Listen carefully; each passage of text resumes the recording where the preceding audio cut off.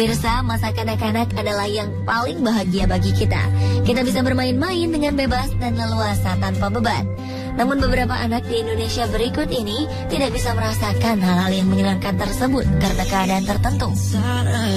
Berikut 7 kisah haru anak-anak di Indonesia versi on the spot.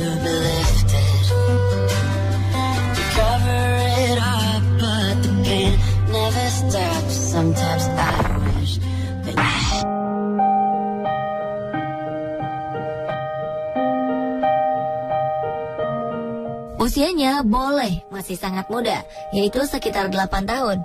Tapi karena kondisi ekonomi yang sangat minim, Aisyah harus memikirkan kondisi ayahnya yang sedang sakit selama 2 tahun terakhir. Anak-anak di usia Aisyah seharusnya sudah duduk di bangku sekolah dasar. Namun Aisyah sama sekali tidak memikirkan hal itu. Aisyah harus melewatkan kesehariannya dengan mengurus ayahnya yang terbaring lemah di beca. Mulai dari memandikan hingga memberi makan. Ayah dan anak ini terpaksa menjadi gelandangan sejak ayah Aisyah menderita penyakit paru-paru akut, sehingga tidak bisa lagi mencari nafkah. Sementara sang ibu telah berpisah dengan ayahnya beberapa tahun sebelumnya. Hebatnya mereka tidak pernah meminta-minta, namun kadang ada saja yang menaruh belas kasihan dan memberi mereka sedikit uang untuk bekal hidup. Dengan tubuhnya yang kecil, Aisyah mendorong beca ayahnya tak tentu arah. Mereka sering mampir di emperan Masjid Raya di Jalan Sisingamangaraja, Medan, Sumatera Utara. Karena ramai diberitakan media, bantuan dari pejabat kota Medan datang dan membawa ayahnya ke rumah sakit untuk mendapatkan perawatan. Aisyah pun lega karena pemerintah kota Medan berjanji membiayai pendidikan Aisyah sampai sekolah menengah atas. Kegembiraan Aisyah pun tidak dapat disembunyikan ketika dia mendapat seragam dan peralatan sekolah yang disumbangkan para warga yang simpati kepadanya.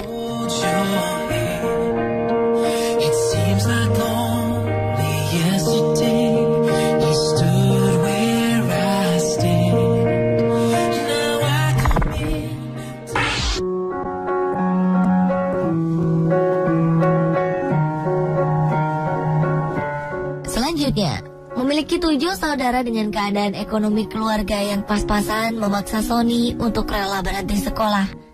Anak ketiga dari 8 bersaudara ini memilih untuk menggembalakan bebek yang telah dipelajarinya sejak umur 5 tahun. Setiap pagi, Sony mengantarkan adik-adiknya berangkat ke sekolah.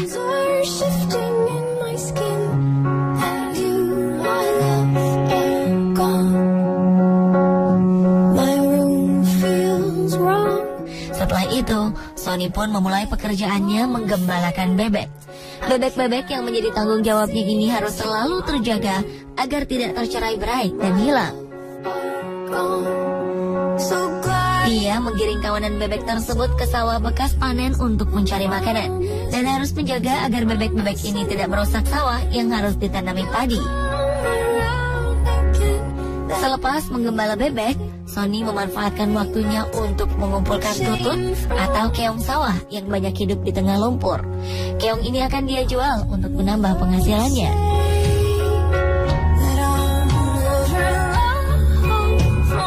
Sadar akan kondisi ekonomi keluarganya yang serba kurang, Sony pun tidak pernah mengeluh.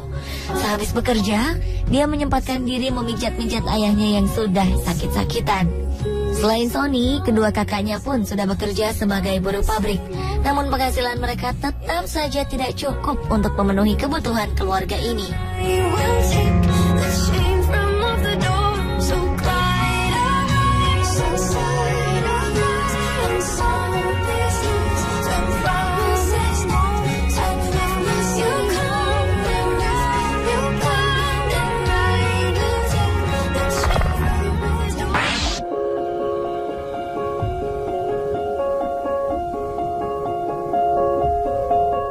Menjadi sulung dari 5 bersaudara membuat Nanang merasa bertanggung jawab atas kehidupan keluarganya. Ayah yang seharusnya menjadi kepala keluarga dan teladan baginya malah tidak pernah memberi nafkah. Tidak hanya itu, ibunya pun kerap menjadi korban kekerasan ayahnya. Keadaan inilah yang membuat Nanang bertekad menjaga ibu dan adik-adiknya dan membawa mereka keluar dari lingkaran kemiskinan. Setelah selesai memandikan adik-adiknya dan membantu ibu mengurus rumah, Nanang pergi mencari rebung di tepi hutan. Tidak mudah mendapatkan rebung-rebung itu. Nanang harus jeli memilih tunas rebung yang enak dimakan.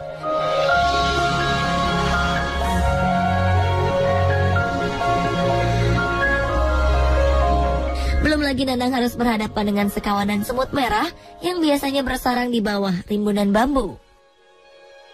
Ketika rebung terkumpul, Nanang langsung mengupas rebung-rebung itu di hutan agar bulu-bulu gatal pada rebung terlepas dan tidak melukai kulit adik-adiknya.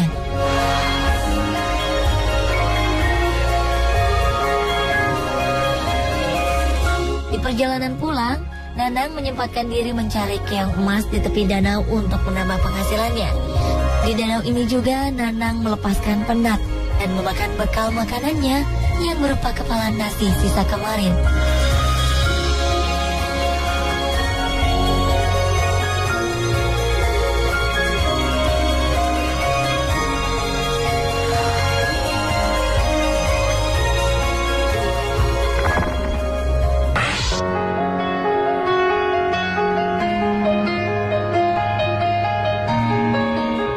Waktu senggang bagi anak-anak biasanya dihabiskan untuk bermain dengan teman-temannya. Namun tidak bagi gadis kecil bernama Wina ini. Wina harus menjauhkan diri dari kesenangan itu. Himpitan ekonomi yang menimpa keluarganya memaksa Wina harus mencari uang tambahan agar tetap bisa bersekolah. Sepulang sekolah, Wina harus menyelesaikan semua pekerjaannya dan tugas sekolah sebelum malam tiba. Rumah gubuknya tidak memiliki listrik, dan mereka hanya memiliki sebuah lampu damar untuk menerangi rumahnya di malam hari. Seperti mengejar waktu, Wina mulai mengerjakan tugas sekolah, membereskan rumah, dan membuat sapu lidi hingga matahari terbenam. Selain itu, Wina juga harus berkeliling menjajakan sapu lidi yang harganya Rp3.000 dengan perut kosong. Uang yang terbatas membuat Wina dan keluarganya sering harus melalui hari tanpa mengisi perut dengan makanan yang cukup.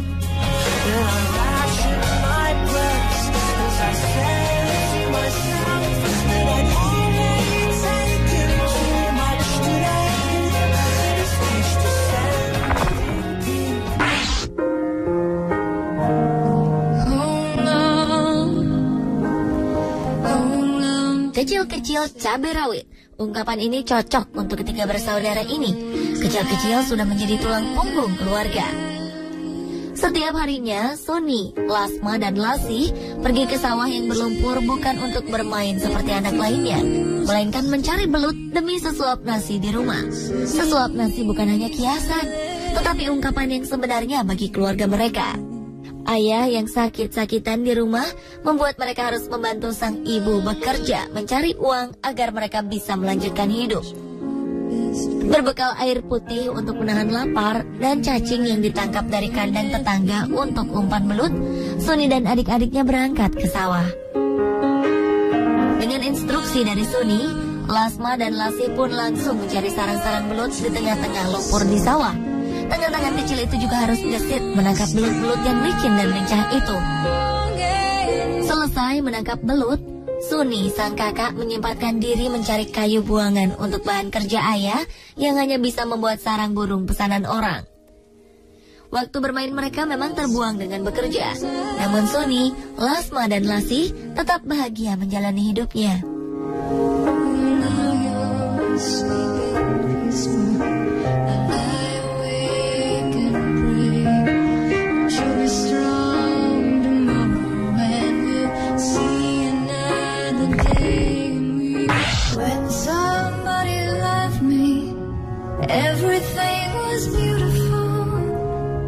Jika mendengar kisah hidup bocah bernama Lilis ini, siapapun mungkin tidak ingin menjalani hidup seperti yang dia alami.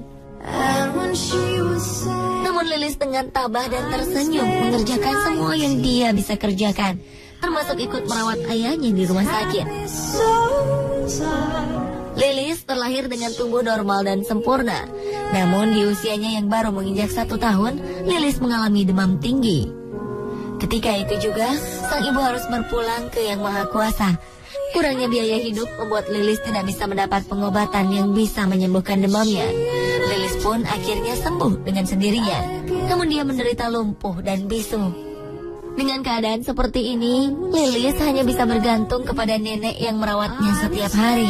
Sang ayah yang diharapkan berada di sampingnya pergi entah kemana. Keberadaan ayahnya baru diketahui ketika sang ayah tertembak polisi karena mencuri motor untuk biaya menikah lagi. Mendengar ayahnya terbaring di rumah sakit, Lilis yang tidak menyimpan dendam itu langsung menawarkan diri untuk ikut merawat ayahnya di rumah sakit. Dengan tersenyum, bocah berusia 7 tahun ini merawat ayahnya didampingi oleh neneknya. Lilis sangat senang ayah yang sudah lama ditunggunya akhirnya kembali ke sisinya.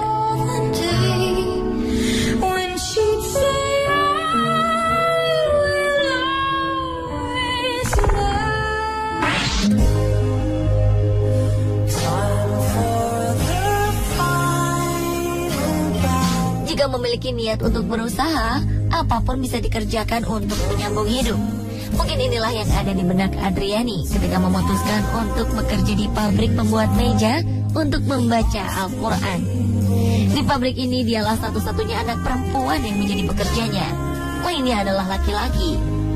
Meskipun perempuan, Adriani tetap mengerjakan apa yang dilakukan oleh rekan-rekan kerjanya, seperti mengamplas kayu jati berukir, memoles, dan membelitur hingga meja siap pakai. Pekerjaan ini memang bukan hal yang mudah dikerjakan. Ketika pertama kali mengerjakannya, Adriani sering mendapat komplain dari atasannya. Namun dengan usaha yang gigih selama 2 tahun, hasil kerjanya pun sudah bisa memuaskan pemilik usaha.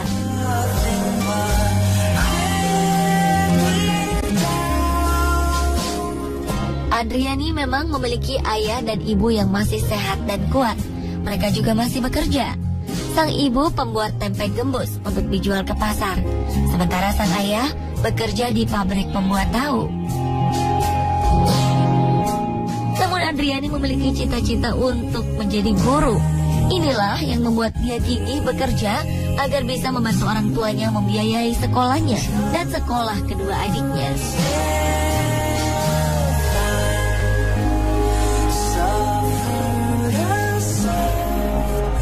Pemirsa, itulah 7 kisah haru anak-anak di Indonesia. Semoga perjuangan mereka menjadi inspirasi Anda.